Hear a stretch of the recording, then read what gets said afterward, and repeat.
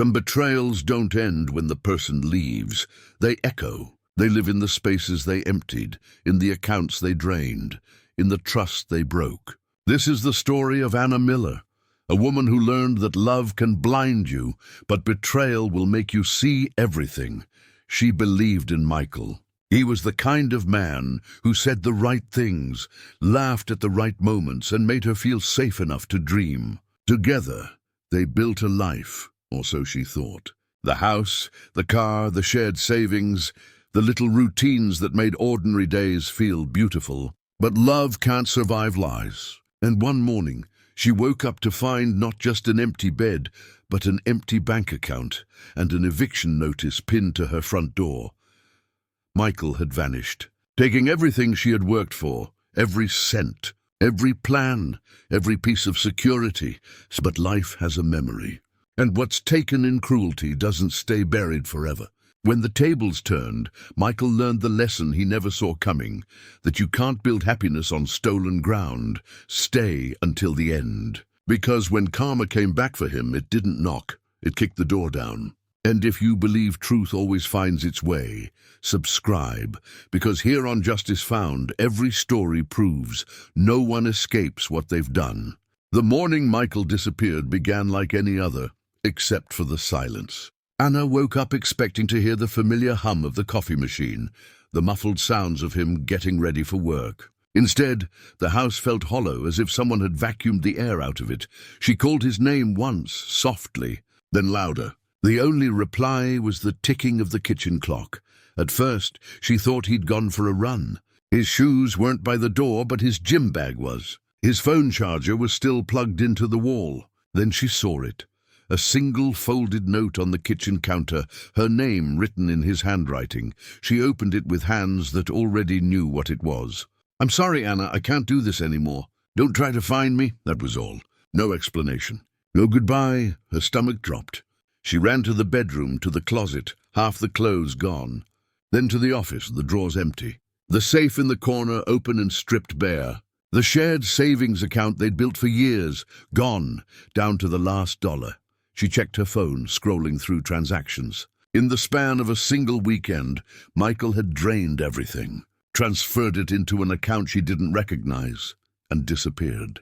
Anna sank to the floor, her back against the wall, the note still trembling in her hand. It wasn't just heartbreak, it was theft. It was annihilation dressed as goodbye. The next few days blurred. Police reports, bank calls, lawyers who told her recovery would be unlikely. Everyone used words that meant move on. But move on to what? She'd lost her home, her savings, her trust. Even her reflection looked like a stranger. Her mother offered to let her move in. She did for a while. Nights were the hardest. Sleep came in fragments, always ending with the same dream. Michael smiling, walking away, pockets full of her future.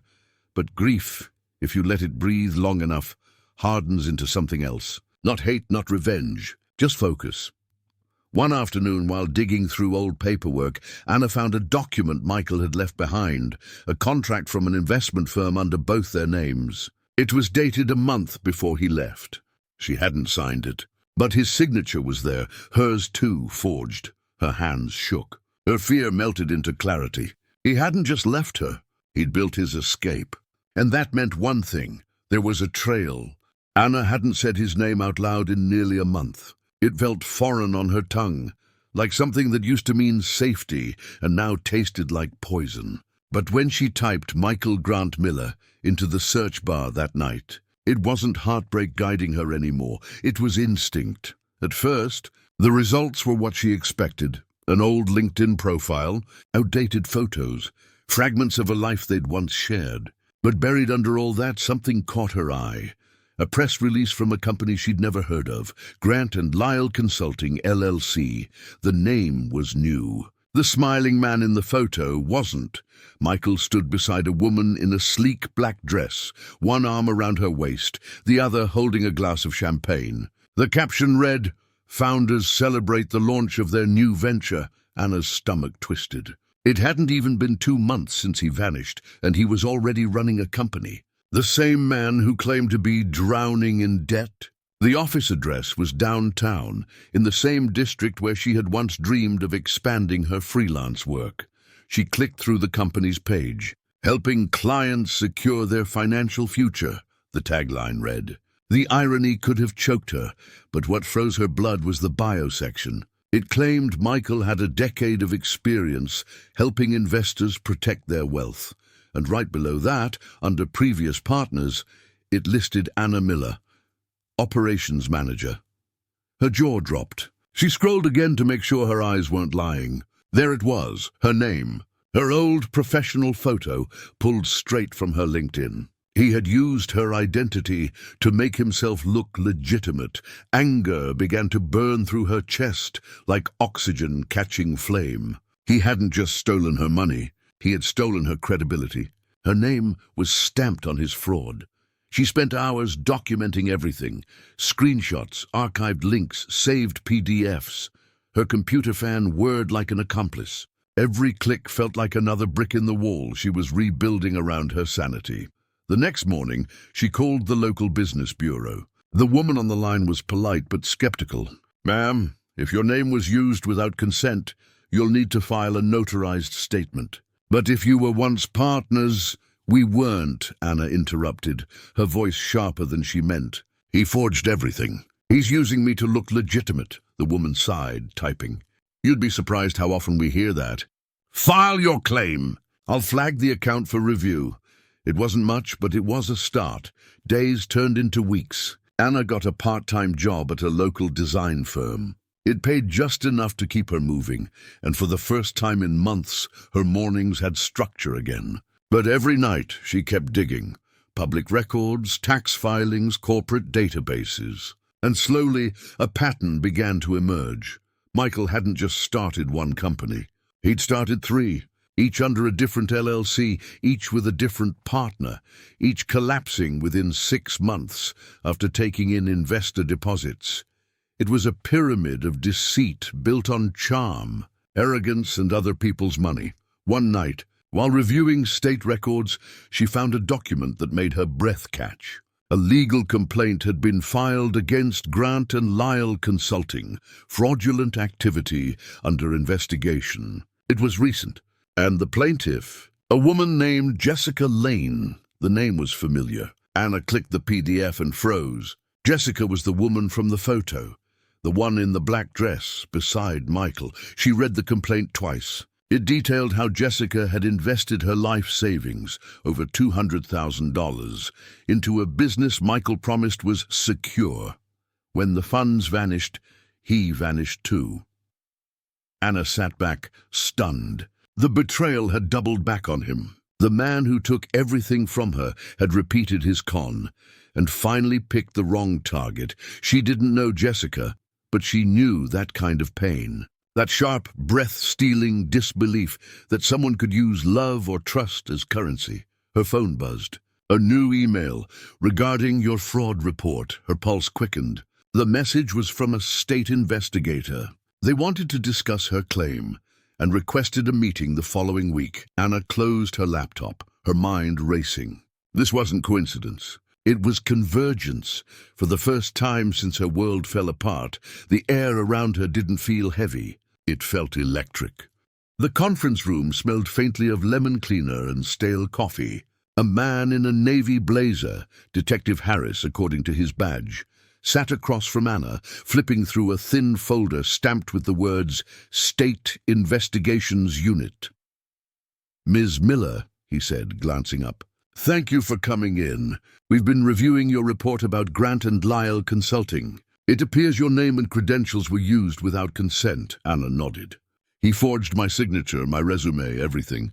I just want him stopped." Harris leaned back. "You're not the first person to say that." He tapped the folder. "Someone else filed a similar complaint, same man, same company." Before Anna could ask who, the door opened. A woman stepped in. Tall, dark hair pulled tight, sharp eyes that had once probably smiled easily. She froze when she saw Anna, and Anna recognized her immediately. The woman from the launch photo. The new partner. "Jessica Lane," the detective said, motioning her toward a chair. "Ms. Lane, this is Anna Miller." For a moment, silence filled the room like smoke. Jessica's expression shifted from confusion to realization, to something raw and familiar. Betrayal. "So," Jessica said finally, voice steady but low, "you're the other one he conned before me." Anna let out a breath she didn't realize she'd been holding. "Looks like we both learned the same lesson." They exchanged a look, not of rivalry, but recognition. Two women who had loved the same lie. Detective Harris broke the tension. "We've connected multiple accounts under Miller's alias," he said, glancing between them. "At least 3 victims so far. We're building a case, but we need witnesses willing to testify. Ms. Miller, you've documented everything. That helps. Ms. Lane, you have the financial trail. Together you could help us nail this guy." Anna hesitated. "You mean face him?" Harris nodded. "Eventually, yes. But first, we gather evidence. I'll coordinate the paperwork. He's still active, and we believe he's setting up another firm in Atlanta. Time is short." Jessica leaned forward, eyes narrowing. "If I can help stop him, I'll do whatever it takes." Anna met her gaze. "So will I." When they left the office, they stood on the sidewalk for a moment, the city buzzing around them. Jessica finally broke the silence. "I used to think I was the smart one. I saw him as this visionary, confident, driven, different." She laughed bitterly. "Turns out he was just a parasite with a nice suit." Anna nodded slowly. "He fooled me too. But maybe now that's his mistake. He taught us exactly how he operates." Jessica turned to her, a flicker of purpose replacing her exhaustion. "Then maybe it's time we use it." Over the next few weeks, they became an unlikely team. Jessica had access to old emails, bank statements, and recorded calls where Michael had promised guaranteed returns. Anna had the documents that proved he'd built his foundation on forgery. Together, they built a picture of his fraud. Methodical, precise, damning. They met in small cafes and libraries, comparing notes like detectives in a crime drama neither of them had asked to join. There were moments when they laughed, moments when they cried. Sometimes they didn't say anything at all. They didn't need to. Late one night, while reviewing bank transfers, Jessica gasped. "Wait, look at this." She turned her laptop toward Anna. A new shell company, MG Financial, registered only weeks ago. Same style, same language, same lies. The target this time, a charity fund investing for retired teachers. Anna's hands went cold. "He's still doing it." "Not for long," Jessica said. They brought the new evidence to Detective Harris the next morning. He read in silence, expression tightening. "This changes everything," he said finally. "If he's touching pension funds, that's federal jurisdiction." By the end of the week, subpoenas were filed. Michael's accounts were frozen. His new business partner, an unsuspecting accountant, was questioned, but Michael himself, gone. Again. Anna stared at the news alert that Friday evening. Businessman under investigation, flees amid financial scandal. His face flashed across her phone, confident as ever, standing beside another victim-to-be. Jessica muttered, "He won't stop running until he hits a wall." Anna nodded, a calm determination in her voice. "Then we'll build that wall for him." The subject line glowed on her screen like a threat. "You don't know what you've started." Anna read it 3 times before she moved. Her pulse thudded in her throat, her stomach tightening into a knot of dread and defiance. For a second, she considered deleting it, pretend she hadn't seen it, but she'd spent too long running from his shadow. This time she clicked. "You always had to play the hero, didn't you? You think you're some kind of savior, but all you've done is make things worse for yourself. You've made powerful people angry. And when this blows over, and it will, you'll still be the one nobody believes."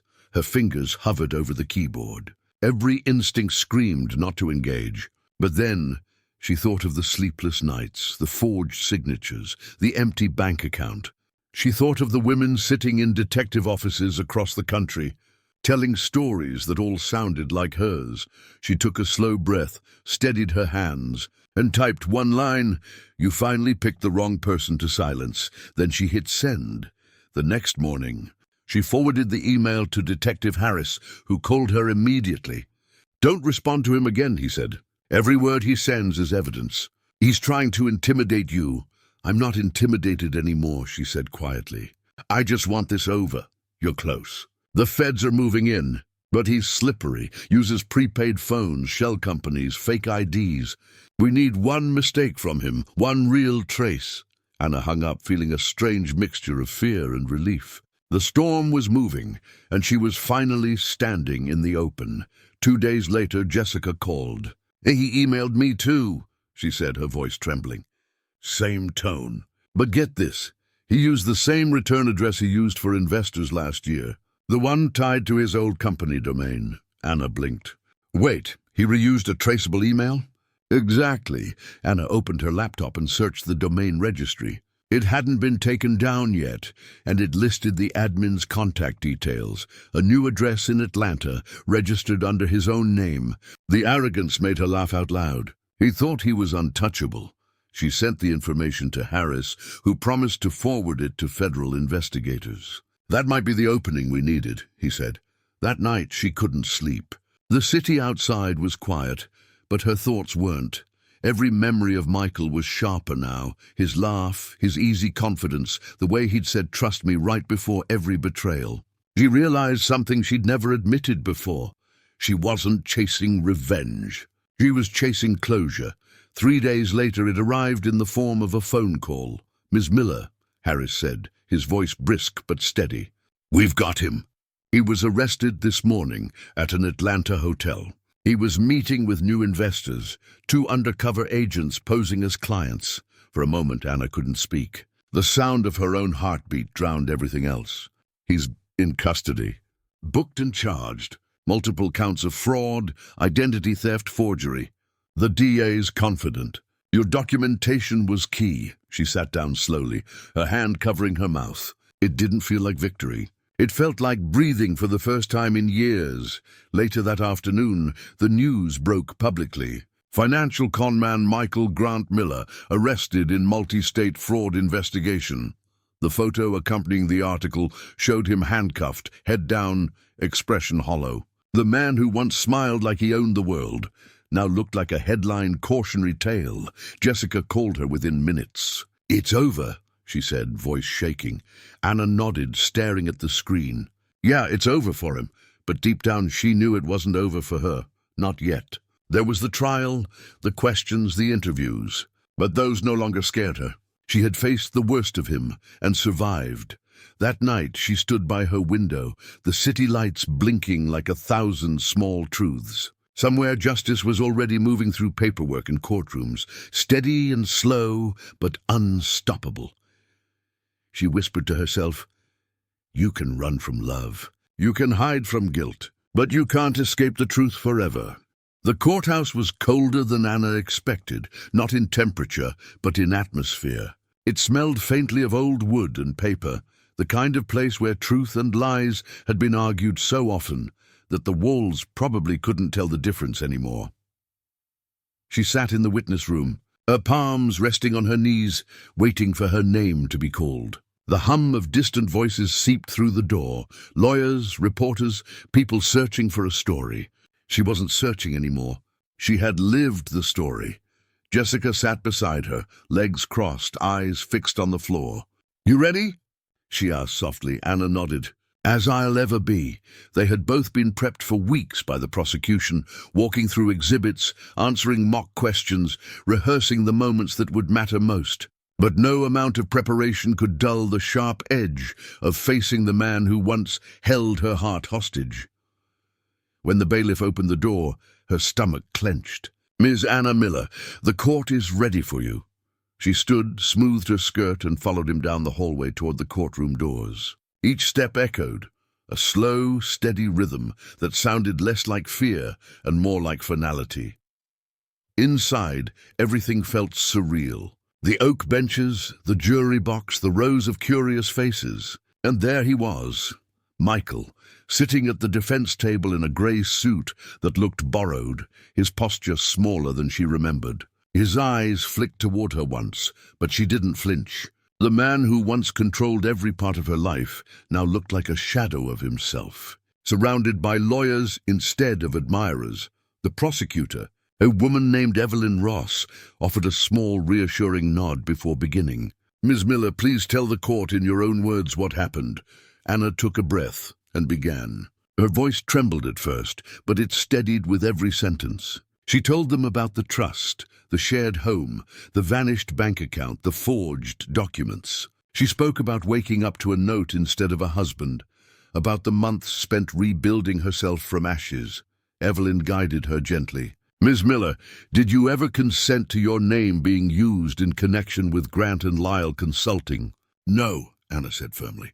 He stole my identity, my reputation. And what made you come forward? Anna hesitated, then met the jury's eyes. Because I realized silence protects the wrong people. A murmur rippled through the room. The judge tapped his gavel once. When it was the defense's turn, Michael's lawyer stood. Ms. Miller, isn't it true that you and my client had joint business ventures? That your name appeared voluntarily? No, she said calmly. He forged it. You were financially dependent on him, weren't you? Perhaps you're trying to regain what you lost? Anna's lips curved into something that wasn't quite a smile. I already did. Just not from him, the lawyer frowned. So you're saying you harbor no resentment? I'm saying I don't need resentment, she said. The truth is, doing fine without my help. The courtroom fell silent. Even the judge's eyes softened. When Jessica took the stand next, her testimony was clinical, detailed, devastating. She outlined the fake investments, the missing funds, the lies. When the prosecution finished, Michael's expression had cracked entirely. The smirk gone, replaced by something like regret or fear. By the time closing statements began, the energy in the room had shifted. Michael wasn't the charming businessman anymore. He was a man cornered by his own choices. The jury deliberated for just 3 hours. When they returned, the foreman stood, voice steady. We find the defendant guilty on all counts. Michael's shoulders slumped. His lawyer put a hand on his back, but he didn't look up. Anna exhaled, the breath leaving her body in one long release. It wasn't triumph. It was relief, deep and quiet. Outside, the courthouse steps were lined with reporters. Flashbulbs popped. Questions flew. She said nothing at first, then finally spoke. Justice isn't revenge. It's balance. It doesn't erase what happened, but it reminds you that the truth always gets a turn. Jessica squeezed her hand. You did it? Anna shook her head. We did. The courtroom felt like another lifetime now. Weeks had passed since the verdict, yet Anna still woke some mornings expecting to feel the same emptiness that had haunted her after Michael left. But instead, there was something else. Stillness. Not silence, not sorrow. Just peace. The world outside her apartment was alive again. The city no longer looked like a battlefield. It looked like possibility. She poured coffee into a chipped mug, the same one she'd carried from job to job, from loss to survival. It had survived everything, just like she had. Her phone buzzed, another email. She almost ignored it until she saw the sender's name. Latham & Price Law Firm. They had represented one of Michael's victims during the case. She opened it. Ms. Miller, we've been following your story and your testimony. Your courage helped many come forward. Our firm is organizing a community initiative for financial recovery and justice reform. We'd love for you to lead it under your own consulting brand. She stared at the message, her chest tightening. The same words she'd once whispered through tears, I just want this to mean something, were finally echoing back to her. That night, she couldn't sleep.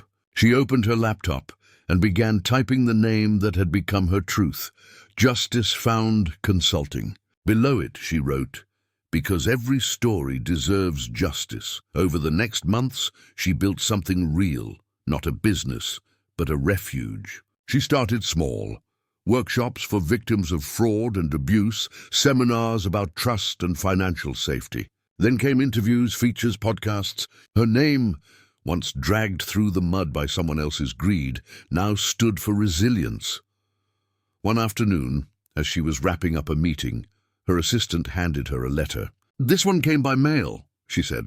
No return address. Anna frowned and opened it. Inside was a single handwritten note. I saw your story. You did what I couldn't, thank you. No signature. Just those words, written with shaky penmanship. She held it to her chest for a moment. Somewhere out there, someone had been waiting for proof that survival was possible. That evening, she walked past the old courthouse where everything had ended, or rather where everything had begun.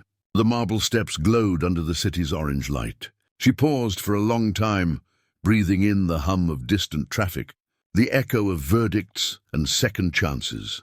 She thought of the first time she'd walked into a courtroom, trembling, afraid, defined by someone else's story, and now she was walking out of that same shadow, carrying her own narrative, her own name, her own peace.